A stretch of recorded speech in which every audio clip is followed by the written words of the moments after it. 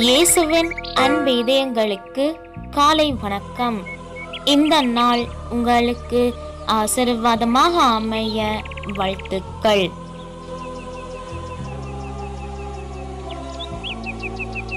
இப்புதிய நாளுக்கான ஆசீர்வாத இறைவசனம் திருப்பாடல்கள் அதிகாரம் 18 இறை வார்த்தை 46. ஆண்டவர் உண்மையாகவே வாழ்கின்றார். என் கற்பாரையாம் அவர் போற்ற பெறுவாராக. என் மீட்பராம் கடவுள் மாட்சி உருவாராக.